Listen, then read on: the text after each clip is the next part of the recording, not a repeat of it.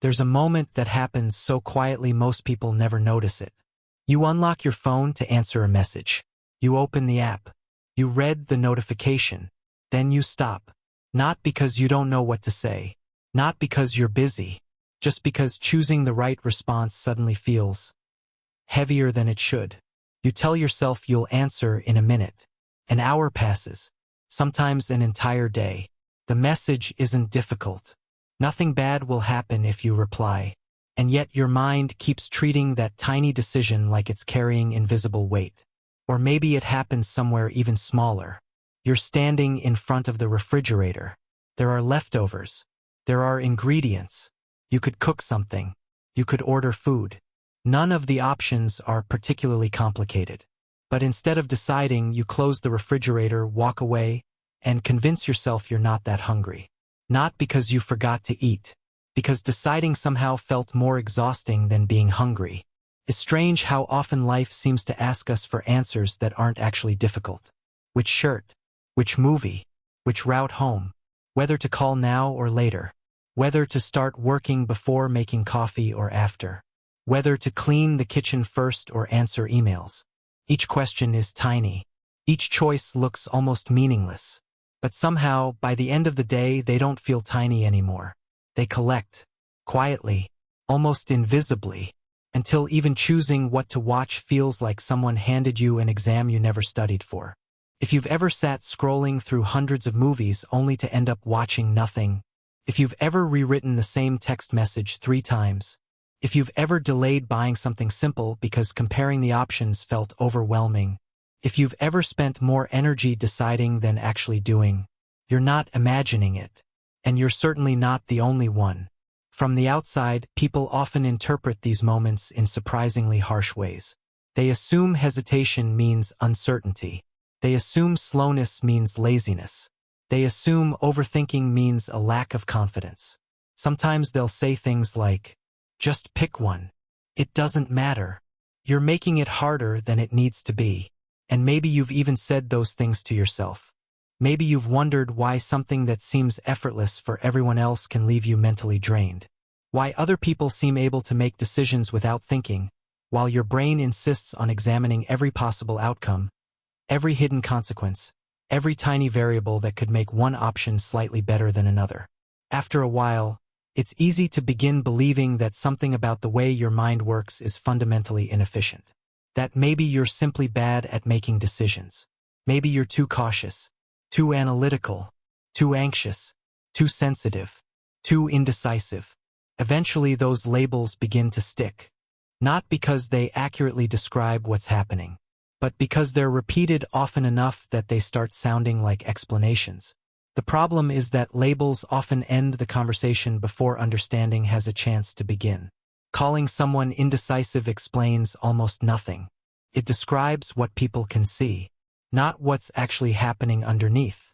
Imagine watching someone limp across a room. You could call them a slow walker. Technically, you'd be describing reality, but you'd completely miss the broken ankle. Human behavior works the same way. What we observe is rarely the whole story. The hesitation is visible. The reason usually isn't. And that's where this conversation begins. Because there's a quiet experience that millions of people live with every day, yet almost nobody explains it in a way that truly makes sense. Why can decisions that seem objectively small become emotionally exhausting? Why can choosing between 2 perfectly acceptable options feel more draining than completing an hour of actual work? Why do some people seem energized by endless choices while others feel their minds slowly shutting down? Most explanations stop at words like stress, anxiety, perfectionism, or decision fatigue. Those words aren't necessarily wrong, but they're incomplete. They're like describing the ocean by talking only about the waves. There's something happening underneath the surface. Something older. Something deeper. And once you understand it, many moments that have confused you for years may begin fitting together in ways they never have before. Modern psychology has spent decades studying how humans make decisions. One of the most surprising discoveries isn't that decisions require thought. It's that every decision requires energy. Not emotional energy, not motivation, actual cognitive resources. Every time your brain compares options, predicts outcomes, suppresses alternatives, and commits to one path, it performs remarkably complex work. Most of that work happens without your awareness. You simply experience the result. Sometimes it feels effortless. Sometimes it feels exhausting. Researchers studying executive function, the collection of mental processes responsible for planning, attention, self-control, and decision-making, have found that these systems aren't endlessly available. They fluctuate. They become overloaded. They compete with one another. Think about your brain less like an endless source of processing power and more like a city electrical grid. On a quiet morning, everything runs smoothly. Lights stay on. Traffic moves. Computers function. But as demand increases, the system has to prioritize where energy goes. Not because it's failing, because resources are finite. Your mind operates in surprisingly similar ways. Long before you're consciously aware of feeling tired, your brain has already been making thousands of tiny calculations. Should I answer this notification? Ignore it? Save it for later? Should I stand up? Check the weather? Respond to that email? Finish this task first? Take a break? Drink water? Even deciding not to make a decision is, neurologically speaking, still a decision. And while each individual choice costs very little, they accumulate, like drops of water slowly filling a bucket. Most people imagine exhaustion as something created by dramatic events. A difficult meeting, a long commute, a serious argument. But cognitive scientists have repeatedly found that mental depletion often grows from accumulation rather than intensity. Tiny demands, repeated hundreds of times, barely noticeable individually, remarkably powerful together.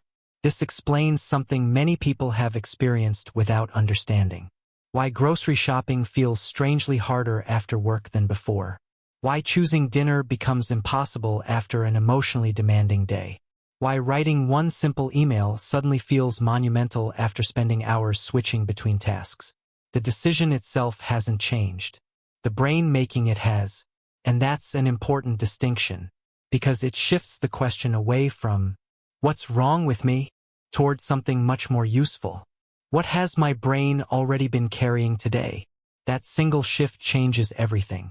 Instead of treating yourself as the problem, you begin noticing the invisible workload you've been asking your mind to manage.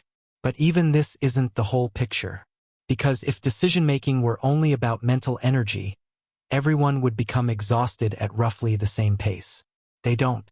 Some people can spend hours comparing hotels before booking one. Others become overwhelmed after looking at 3 options. Some people love menus with 100 choices. Others secretly wish every restaurant served only 5 meals. Some people can improvise constantly. Others need structure before they can think clearly. None of these differences automatically indicate intelligence, or capability, or resilience. They reveal something much more interesting. Different nervous systems process uncertainty differently. And uncertainty is the hidden ingredient inside almost every decision. Every choice asks your brain to leave one possibility behind. Even choosing something good means giving up something else. You choose one career. You don't choose another. You answer one message now. You delay another. You spend money here. You can't spend it somewhere else. Every decision closes doors, even tiny ones. Most of the time, your brain accepts those trade-offs without protest. But not every nervous system experiences uncertainty the same way. For some people, uncertainty is mildly uncomfortable. For others, uncertainty feels like standing at the edge of something unpredictable. Not consciously, not dramatically, but physiologically. The body reacts before the mind explains why. Your heart doesn't race because choosing breakfast is dangerous. Your nervous system simply treats uncertainty with greater caution than someone else's might. And when enough moments of uncertainty accumulate throughout a day, even the smallest decision can begin carrying emotional weight far beyond its actual importance. That's why people sometimes say, "I don't know why this feels so hard," because the feeling isn't coming from the decision itself. It's coming from everything the nervous system quietly associates with uncertainty. This is where the conversation becomes much more personal. Because those associations rarely appear out of nowhere. They are built, gradually, across years, often without us realizing it. The way your brain approaches decisions today may have much less to do with the choices in front of you than with the environments that quietly shaped how your nervous system learned to experience choice in the first place. And once you begin looking there, an entirely different explanation starts to emerge, one that has less to do with indecisiveness and much more to do with adaptation. The strange thing about adaptation is that it almost never feels like adaptation while it's happening. It simply feels like reality. If you grow up in a house where every small mistake is treated as a catastrophe, you don't wake up one morning and think, "I'm becoming more cautious." You just learn to pay closer attention. If choosing the wrong words leads to criticism, your brain begins searching harder for the right ones. If forgetting something leads to embarrassment, your mind starts rehearsing every possibility before acting. If making the wrong decision creates conflict, disappointment, or unpredictability, then every future decision quietly carries the memory of that possibility. Not as a conscious thought, as a pattern. The nervous system is remarkably efficient at recognizing patterns. This first priority has never been happiness. This first priority has always been prediction.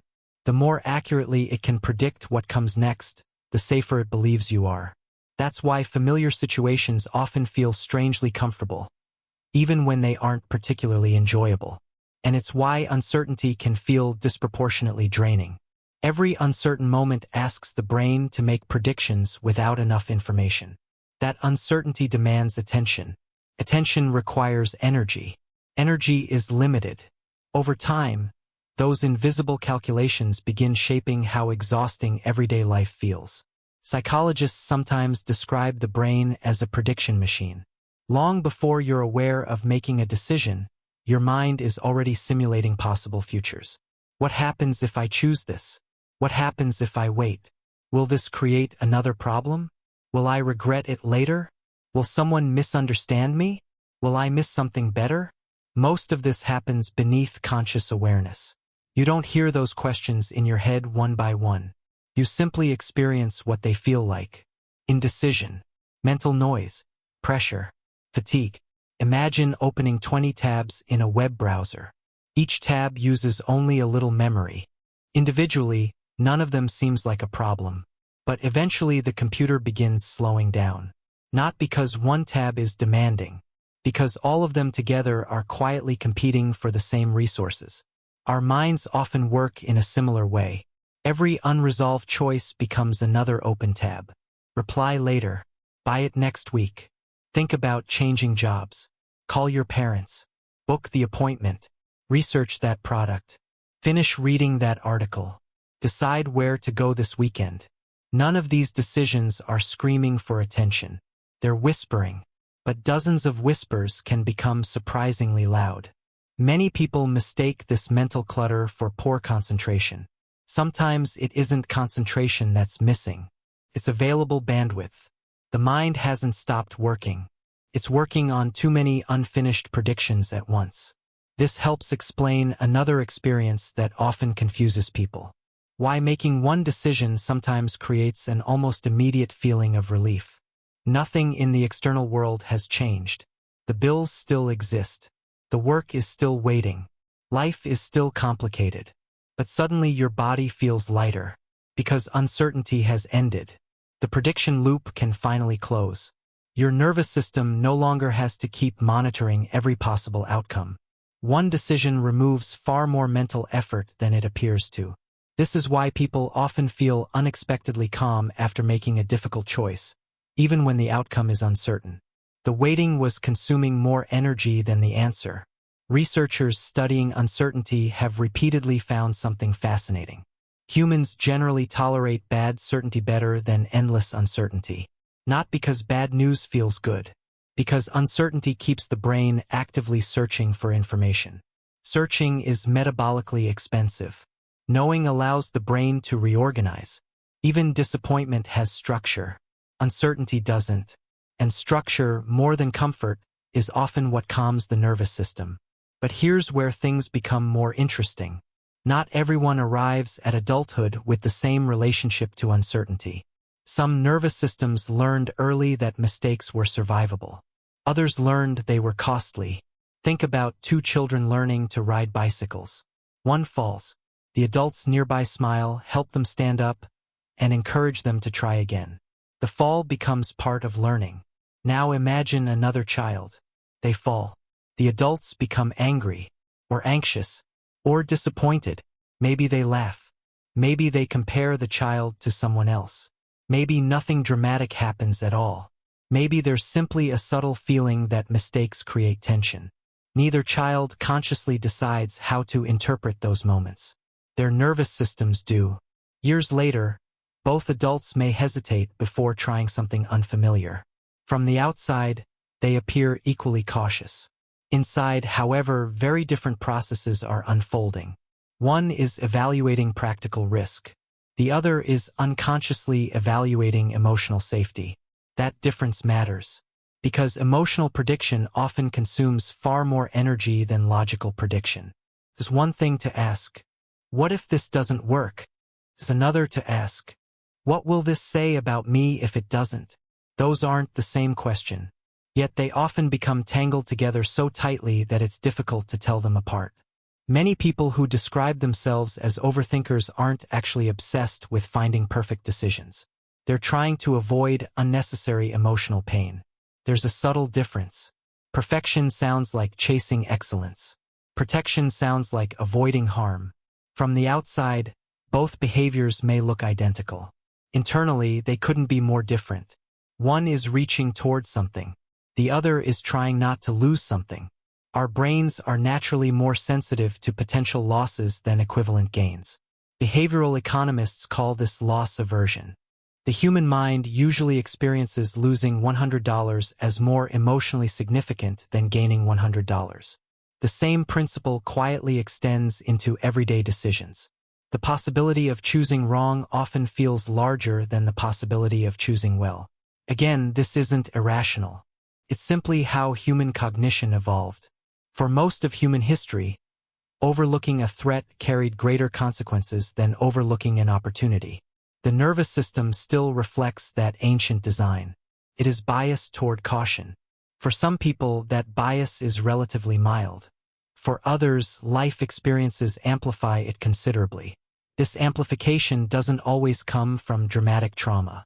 Sometimes it develops through repetition, repeated unpredictability, repeated criticism, repeated responsibility, repeated pressure to get things right. Children who become the responsible one in a family often learn something very early. Choices have consequences, sometimes consequences that affect other people. That lesson creates capable adults. It can also create adults whose minds refuse to treat decisions casually. Because somewhere beneath awareness, every choice still carries echoes of responsibility, even when it no longer needs to. The fascinating part is that these adaptations often become strengths in other areas of life. The person who carefully evaluates options before deciding may become exceptionally dependable. The person who notices details others overlook may prevent costly mistakes. The person who thinks through multiple scenarios may excel at planning, strategy, or leadership. The same nervous system that becomes exhausted by endless choices may also be the one capable of extraordinary foresight. Human traits rarely come packaged alone. They arrive as collections of trade-offs. Carefulness and hesitation often grow from the same roots. Sensitivity and empathy frequently develop together. High awareness and mental fatigue often travel side by side. We tend to admire one half while criticizing the other, but separating them isn't always possible. The qualities we appreciate in people are often inseparable from the struggles they quietly carry. Someone who remembers everyone's birthday may also remember every awkward conversation they've ever had. Someone who anticipates everyone else's needs may struggle to relax because their brain never fully stops scanning. Someone who seems incredibly thoughtful may simply have a nervous system that refuses to ignore possibilities. Seen this way, the question changes again. Instead of asking, "Why am I like this?" you begin asking, "What was this pattern trying to accomplish?" Almost every enduring psychological pattern begins as an attempt to solve a problem. even the ones that eventually become exhausting. Anxiety tries to prepare. Perfectionism tries to protect. People-pleasing tries to preserve connection. Overthinking tries to reduce uncertainty. None of these patterns wake up each morning intending to make life harder. They were built because at some point they worked. Maybe not perfectly, maybe not forever, but well enough that the brain kept using them. The nervous system is surprisingly loyal to strategies that once increased safety, even after the environment changes, even after the original danger disappears, even after the strategy begins costing more energy than it saves.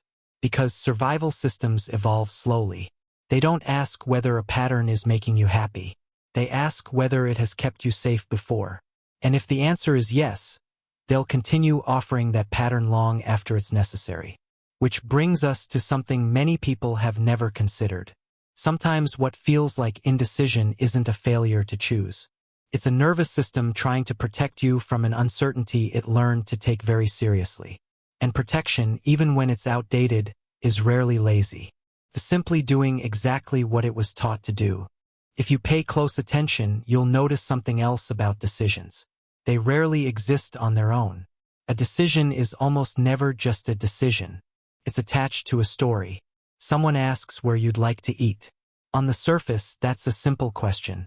But for one person, it's just a restaurant. For another, it quietly becomes something much bigger. What if they don't like my choice? What if it's too expensive? What if they think I'm difficult? What if I disappoint someone? The actual decision takes only a few seconds. The invisible story attached to it can last much longer. This is one of the reasons two people can experience the exact same situation so differently. Their brains aren't responding only to what's happening. They're responding to what the moment represents.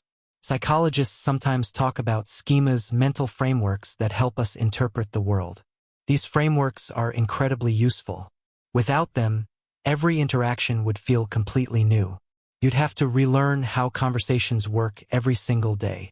But schemas also come with a cost. Once they're established, they begin filling in missing information automatically. If your past repeatedly taught you that mistakes lead to rejection, your brain may quietly assume rejection is always one possible outcome. Not because rejection is actually likely, because your internal model has learned to keep watching for it. The remarkable thing is how invisible these models become. Most people don't think, my childhood experiences are shaping how I choose between two coffee shops. They simply feel unusually tired while making what appears to be a small decision.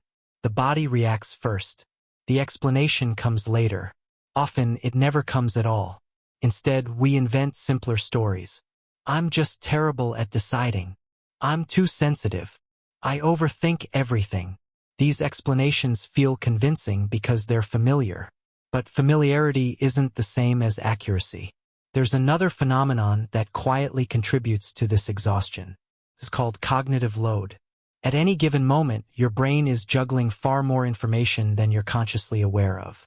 Your posture, the temperature of the room, background sounds, upcoming deadlines, social expectations, unfinished conversations, financial concerns, physical sensations, emotions you haven't fully processed yet, plans for tomorrow, memories that were unexpectedly triggered by something you saw 5 minutes ago. Most of these processes stay below the surface. They're like programs running quietly in the background of a computer. You don't notice them individually. You only notice when the entire system starts slowing down. This is why some days feel different for reasons you can't explain. You wake up after a restless night. Nothing terrible happens. Your schedule looks normal. But suddenly every small choice feels heavier. You're not imagining it.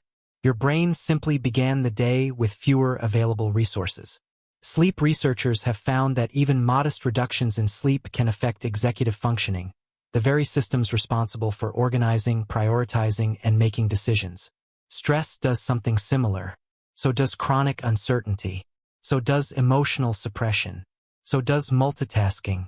Eventually, all these invisible demands begin stacking on top of one another. Then someone asks, "What do you want for dinner?" And somehow, that's the question that breaks the camel's back. From the outside, it looks absurd. Why would dinner be the difficult part? Because dinner wasn't the difficult part. It was simply the next demand placed on a mind that had already been negotiating with the world for hours. This is one reason emotionally safe relationships can feel so profoundly restorative. Not because those people solve your problems, but because they reduce unnecessary calculations. Around someone who feels safe, your brain often stops asking questions like, how should I phrase this? Will they misunderstand me? Am I saying too much? Am I saying too little? What impression am I creating? Instead, you simply speak. The conversation flows, not because you've become more articulate, because your nervous system no longer has to spend energy protecting itself. Safety is surprisingly efficient. It frees up resources that were previously devoted to monitoring. This is also why many people notice that they become more decisive around certain people and less decisive around others. The difference isn't intelligence. It's perceived safety. When the nervous system feels secure, uncertainty becomes easier to tolerate. When it feels threatened, even subtly, it begins scanning again. Scanning is exhausting. You can observe this in children. Place a child in a room where they feel accepted. They explore. They experiment. They make quick decisions. Move that same child into an environment filled with criticism or unpredictability. Suddenly they're watching, waiting, trying to figure out the rules before acting. Adults do this too. We've simply become better at hiding it. One of the quieter costs of carrying this pattern for years is that people often mistake the exhaustion for a personality. I've always been like this. Maybe.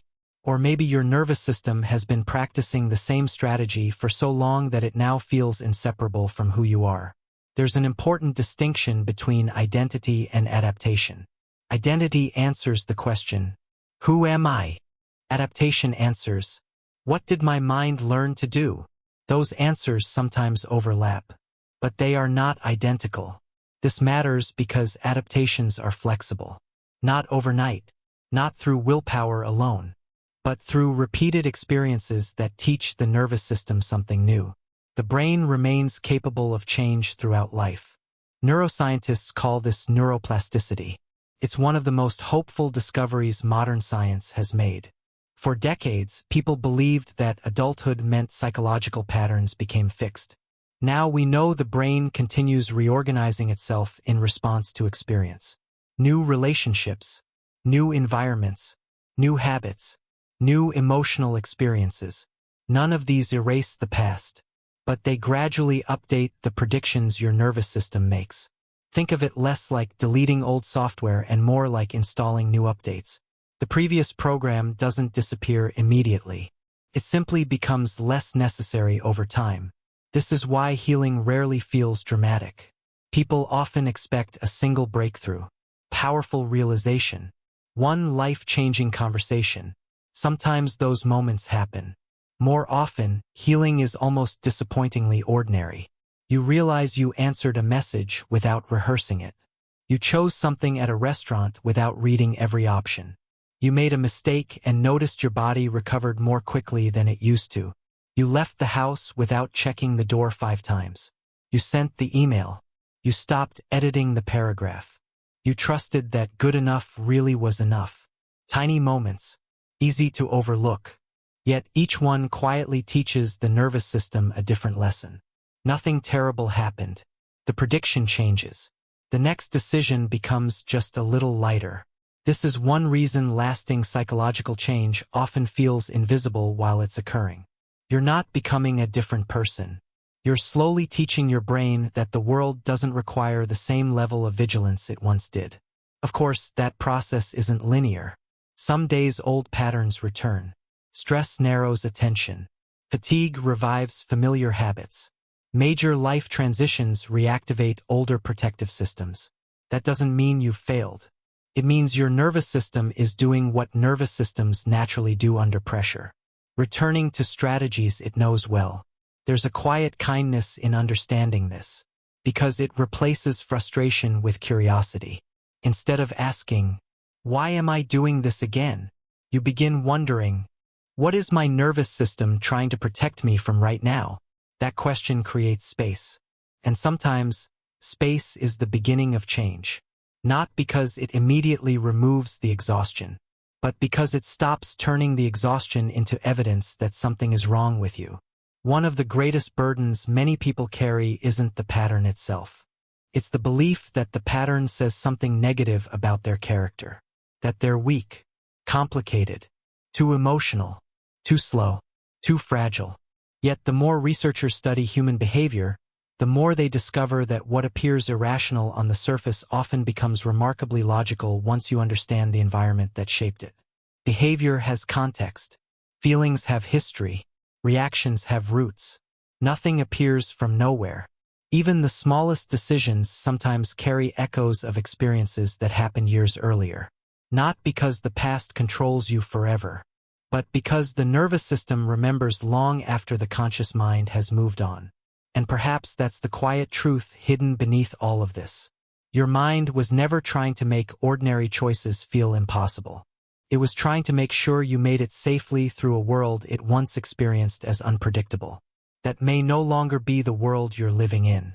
But it explains why your brain sometimes still behaves as if it is.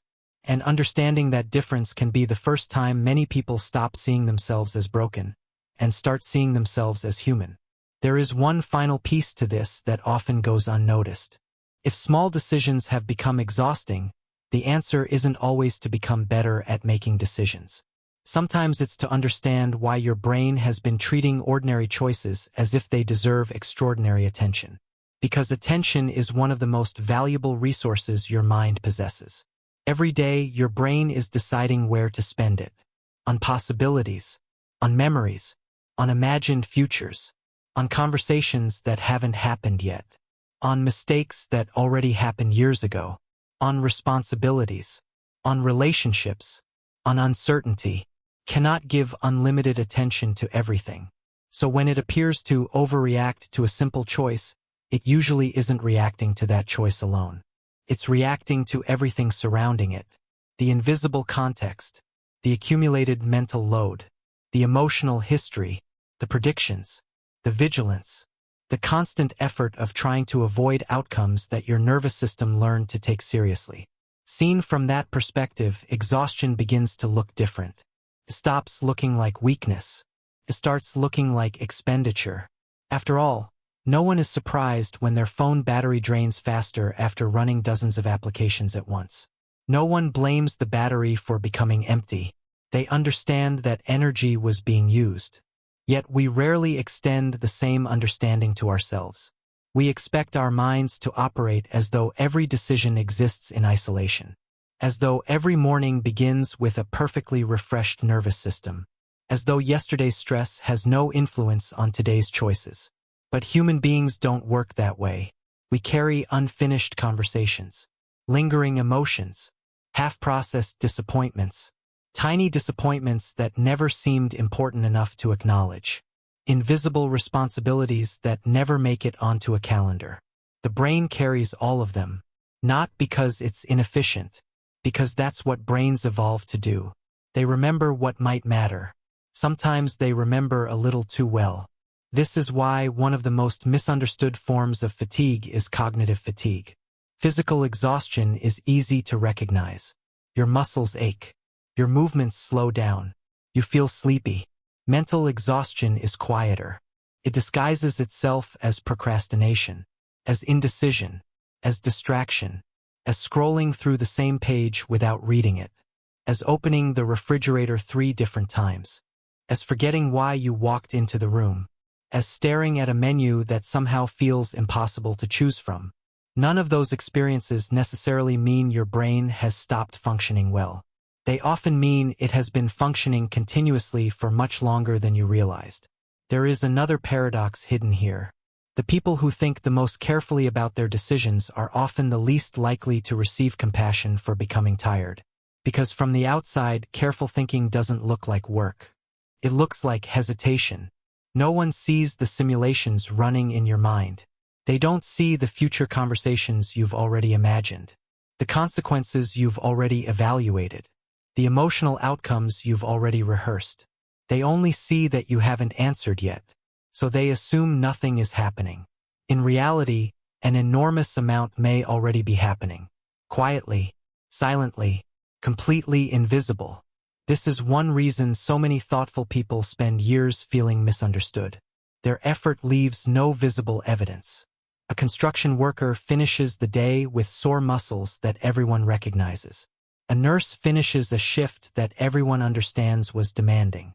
But someone whose brain has spent the entire day predicting, monitoring, comparing, regulating emotions, making social calculations, and suppressing unnecessary reactions often returns home carrying an exhaustion that has no obvious shape. It is difficult to explain an invisible workload, especially when you barely notice it yourself. Perhaps that's why so many people eventually conclude that they're simply lazy. Laziness is an easy explanation. It's short, simple, socially familiar. But psychologists have long pointed out something interesting. Truly lazy people rarely spend significant amounts of energy worrying about whether they're lazy. The very act of constantly questioning your own effort often suggests the opposite. It suggests someone who cares deeply, sometimes too deeply, someone whose standards quietly consume the very energy they wish they had more of. That doesn't mean every form of procrastination is caused by hidden psychological complexity. Human behavior is rarely explained by one single cause. Sometimes people are simply tired. Sometimes they're bored. Sometimes they're distracted. Sometimes they're avoiding discomfort. Human beings are wonderfully complicated. No single explanation fits everyone. And that's important, because this isn't about replacing one label with another. It's not about saying everyone who struggles with decisions has the same history, or the same nervous system, or the same childhood. People arrive at similar experiences through very different paths. Some grew up with criticism. Others grew up with unpredictability. Others carried responsibilities that exceeded their age. Others experienced chronic stress in adulthood. Others simply have temperaments that process information more deeply. None of these paths are inherently better or worse. They're simply different. Every nervous system writes its own story. The goal isn't to discover which story is correct. The goal is to understand your own with enough honesty that it begins making sense. Because when experiences make sense, shame often begins to loosen its grip. Shame thrives in confusion. It whispers, "Everyone else can do this. Something must be wrong with you." Understanding answers differently. It says, "No, there are reasons your mind learned to work this way. Reasons aren't excuses. They don't erase responsibility, but they do restore context. And context changes everything. Imagine reading only the final page of a novel. The ending might seem irrational. Characters make strange choices. Relationships appear confusing. Nothing quite fits together. Now imagine reading the entire story from the beginning. Suddenly every decision has context. The same ending hasn't changed. Your understanding has. Human psychology works in much the same way. Without context, behavior often appears confusing. With context, it frequently becomes deeply understandable. Perhaps this is why self-understanding feels so different from self-judgment. Judgment asks, "What's wrong with me?" Understanding asks, "What happened that made this make sense?" Those questions lead to entirely different emotional worlds. One closes the conversation. The other begins it. Maybe that's the quiet invitation hidden inside moments of exhaustion. Not to force yourself to become someone who never hesitates. Not to admire people who seem endlessly decisive. Not to believe your worth depends on making every choice quickly. But to become curious about the invisible work your mind has been doing all along. Because once you notice it, something subtle begins to change. You may still pause before replying to a message. You may still stand in front of the refrigerator longer than you'd like. You may still compare two options more carefully than the person beside you. But instead of interpreting those moments as evidence that you're failing, you may begin seeing them as information. Your nervous system is telling a story, not about your weakness, about your history, and histories can be understood. Patterns can be updated. Predictions can soften, not all at once, not perfectly, but gradually, quietly, in much the same way they were learned in the first place. Because the human mind is far more adaptable than it often feels. It remembers, but it also relearns, protects, but it also recalibrates, carries old maps, but it is capable of drawing new ones. And perhaps the most comforting realization isn't that one day every decision will become effortless. Life will probably always ask something of you. There will always be uncertainty. There will always be choices you can't fully predict. The comforting realization is something much quieter. The fact that needing extra time does not mean you are broken. The fact that feeling mentally tired does not mean you are incapable. The fact that your mind has been trying, in its own imperfect way, to keep you safe all along. Sometimes that protection costs more energy than it gives back. Sometimes it lingers long after it's needed. But that doesn't make it an enemy. It makes it a part of you that learned its job very well. And maybe, from this point forward, the next time a small decision feels strangely heavy, you won't immediately ask yourself why something so simple feels so difficult. Maybe you'll ask a different question. What invisible weight has my mind already been carrying today? Sometimes that single question is enough to replace criticism with compassion. And compassion has a remarkable way of freeing energy that judgment never could. If this felt familiar, it may be because this pattern doesn't exist on its own. The way we make decisions is deeply connected to the way we experience uncertainty, relationships, rest, and even our sense of identity. There are other patterns that seem unrelated on the surface but are woven into the same psychological fabric. And once you begin seeing those connections, you may find that many parts of yourself that once felt confusing begin to make quiet, unexpected sense.